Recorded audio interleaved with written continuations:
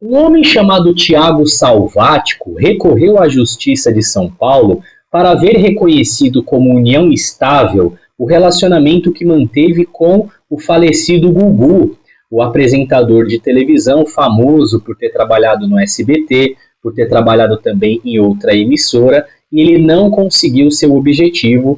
O pedido foi julgado improcedente, entendeu-se ali que eles não eram um casal para fins de reconhecimento de união estável. Então veja você, o que é a união estável? O artigo 1723 do Código Civil diz que a união estável é aquele relacionamento configurado na convivência pública, contínua, duradoura e estabelecida com o objetivo de constituição de família.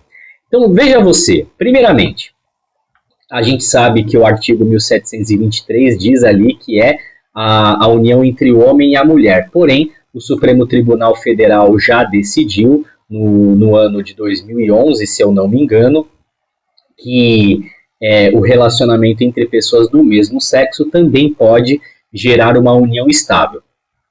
Então, os requisitos da união estável, brevemente mencionando, o primeiro é a publicidade. A convivência entre os dois precisa ser pública. É preciso que as pessoas em volta reconheçam aquele casal como sendo conviventes ali como se fossem marido e mulher mesmo, como se fossem casados de fato, ou eu disse marido e mulher, mas também se aplica a relacionamentos entre pessoas do mesmo sexo. Mas assim, é preciso que as pessoas sejam reconhecidas publicamente como se casadas fossem.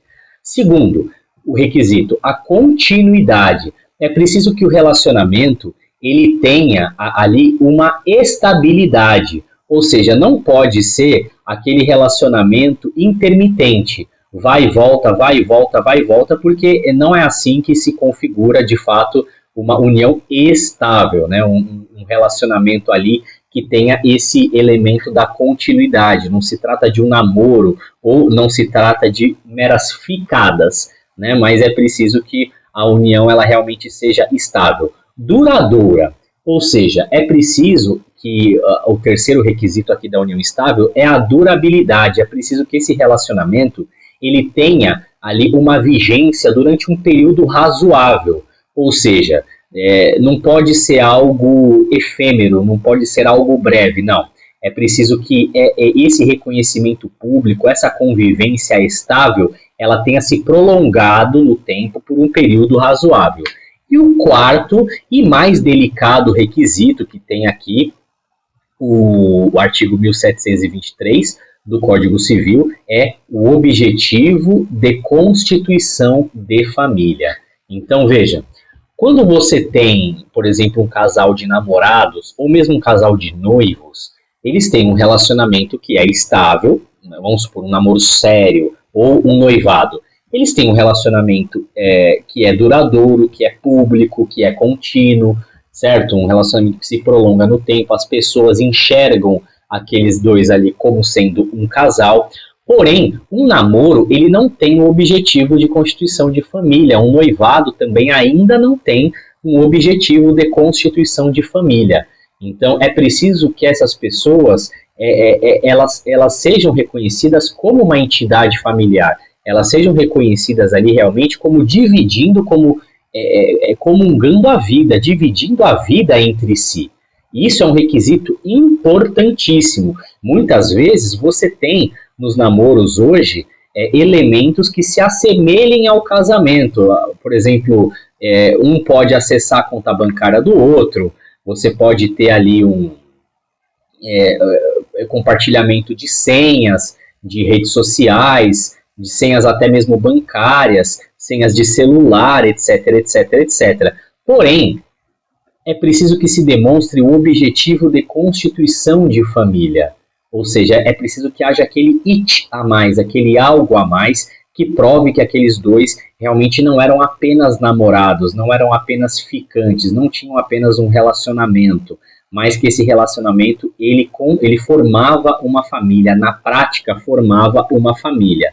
Se uma dessas pessoas for casada também, não é possível ali em regra, o reconhecimento da união estável.